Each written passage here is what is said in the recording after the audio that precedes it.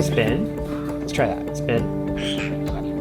Good boy. My name is Jeff Williams. I am a foster with STAR, and I am the treasurer, and I'm on the board. STAR's mission is basically to take birds that have been surrendered for whatever reason by their former owners and work with them, rehabilitate them, make sure that they're ready to go into a new home so they can find their forever home. So this is Javier. He is our black-cap Kayik. His original owner had owned him for 16 years, and then he had been surrendered to STAR. He had been adopted out twice and then returned twice. We happened to come to a STAR event. That is where he got dropped off back with STAR. We saw him, he was just kind of chilling with the other birds that were there at that event. And where are you going, buddy? He was in this little cage and like barely had anything in it, and he was just like chatting up a storm. My wife thought he was so cute. And so we were like, okay, well maybe we should like foster him. I think the moment that he wasn't leaving was at that event when we were about to leave. We went over to his little cage and we were like, bye Javier. Asia swears that he said this, that he said, I love you. He has not said that since, so I don't know if that's true or not, but she swears that he said, I love you. So that, I think that was when she was like, we have to take this bird. I think fostering is crucial to being able to rehabilitate and get these parrots into their forever homes. That's what their eventual home is going to be. It's going to be a normal household. Getting used to a daily routine, getting used to like where in the house it's going to be. I think all those things sort of emulate what the future owner will also do. When it comes to fostering, STAR provides the cage, the food, anything that the foster may need. The foster is just there to help provide the love for the bird and get them in a good place to go into their next home. Part of that is just interacting with them, providing whatever care that they need, whether it's veterinary care, whether it's just like the socialization, and making sure that they have all the love that they need so that when they go into their forever home, they're set.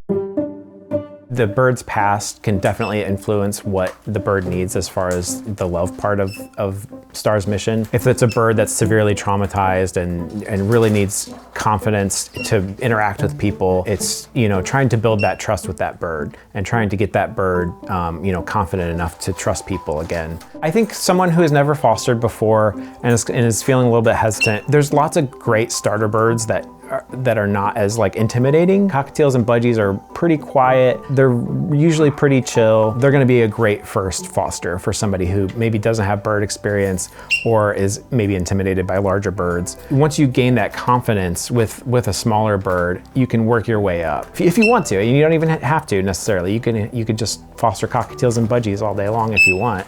There's always gonna be a need for that. Are you a good girl? So like one of the challenges I think that a lot of especially like larger bird fosters deal with is the noise. Being able to see what the trigger is for the bird that's causing the noise. So if it's a bird that is just like super hormonal, maybe covering the cage at night and trying to find some different kinds of solutions for that. We've come a long way as far as an organization in supporting our fosters and our volunteers as well by having them come to the orientation classes. Those classes definitely set the foundation for what a new foster needs to know as far as bird care, what to look out for. Everybody in STAR is willing to help as well. Everybody's here to help birds. If you're struggling, find somebody, even if it's the president of the rescue. She's more than willing to help. And nobody's too busy to help, even though we're all volunteers. So that's the great thing about STAR. Belonging to the foster community in STAR is definitely very fulfilling. You find people that you can lean on for advice. We have certain people who maybe take more macaws than other people, or people who take more cockatoos than other people. So when you get personally, as a foster, get a cockatoo, you know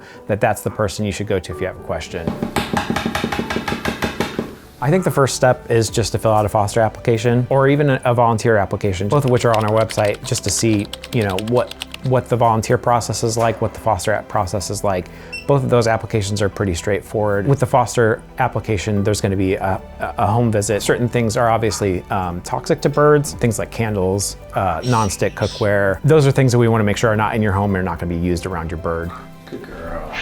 I think the value of fostering, even if you think that you're gonna get too attached, is knowing that they're gonna go into a good household. I know our adoption team works really hard to make sure that it's a good match as well for the bird and the person. They're gonna get interaction every day, they're gonna get love, and it's gonna become part of that person's family. That's, I think, the most rewarding part of fostering.